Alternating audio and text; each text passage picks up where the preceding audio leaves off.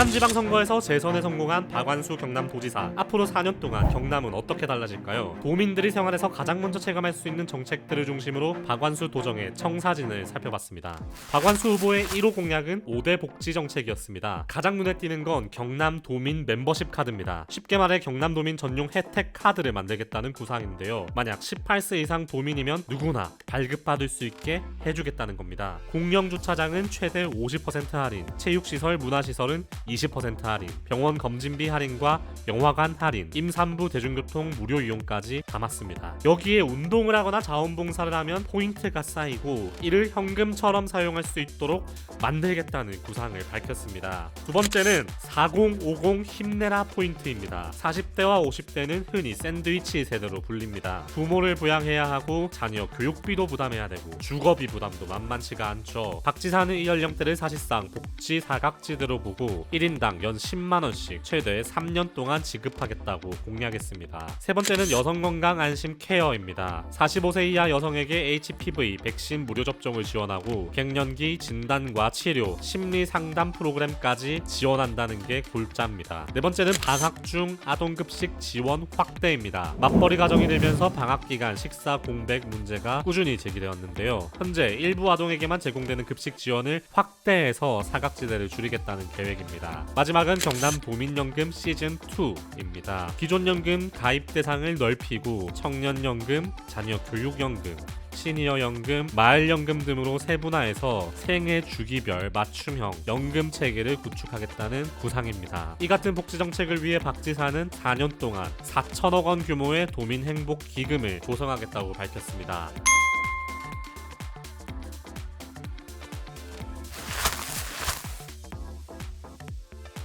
교통공약은 김경수 후보와 가장 차이가 뚜렷했던 분야입니다. 김경수 후보가 철도 중심의 장기 프로젝트를 더 빨리 하겠다라고 공약을 했다면 박완수 후보는 현실적으로 비교적 버스망 확대에 무게를 실었습니다. 이름하여 G링크 3.0입니다. 박 지사는 세 종류의 광역급행버스를 제시했습니다. GTG, 경남2 경남인데요. 경남 안에서 주요 도시를 연결하는 급행버스입니다. 창원과 김해, 양산을 연결하는 노선, 합천과 진주, 창원을 연결하는 노선이 대표적입니다. 특히 합천, 진주, 창원 노선은 서부경남과 중부경남, 동부경남을 하나의 생활권으로 묶겠다는 중요한 의미를 담고 있습니다. 다음은 GTB, 경남과 부산을 연결하겠다는 겁니다. 김해와 양산에서 부산으로 가는 노선이 포함됐습니다. GTU는 울산으로 향합니다.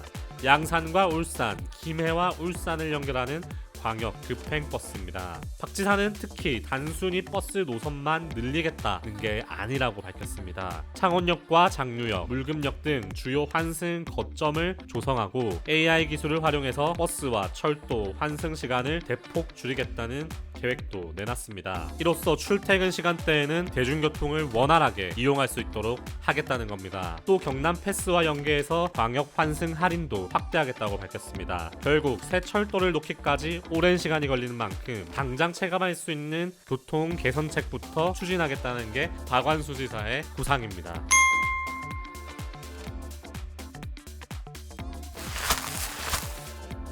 행정통합은 박완수 도정의 가장 큰 정치적 과제라고 해도 과언이 아닙니다. 박 지사는 이재명 정부의 5극 3특 전략 자체를 절대 반대하는 입장은 아닙니다. 다만 속도감 있게 행정통합만 추진했다가 정작 지방이 기대하는 권한과 재정 지원은 뒤따르지 않을 수 있다는 우려를 갖고 있습니다. 통합이라는 간판은 달았지만 실질적인 변화는 없는 상황이 될 수 있다는 거죠. 이 같은 박 지사의 철학을 실현하기 위해서는 현실적으로 특별법 통과, 주민투표, 불경 합의라는 세 가지 관문을 넘어야 합니다. 박 지사는 줄곧 정부가 통합 지방정부의 자치 권한과 재정을 과감하게 넘겨야 한다고 주장해왔습니다. 더 나아가 단순한 약속이 아니라 법적으로 보장돼야 한다고 강조합니다. 이 같은 구성을 담아 경남과 부산시는 지난 4월 특별 법안을 발의했습니다. 하지만 특별법 통과 여부는 여전히 미지수입니다. 국회의 동의가 필요하고 광주 전남, 대구 경북 등 다른 지역 통합 논의와의 형평성 문제가 제기될 수도 있기 때문입니다. 박 지사가 또 하나 강조하는 것은 주민투표입니다. 광주 전남이 주민투표 대신 지방의회 의견 청취 방식을 택한 것과 달리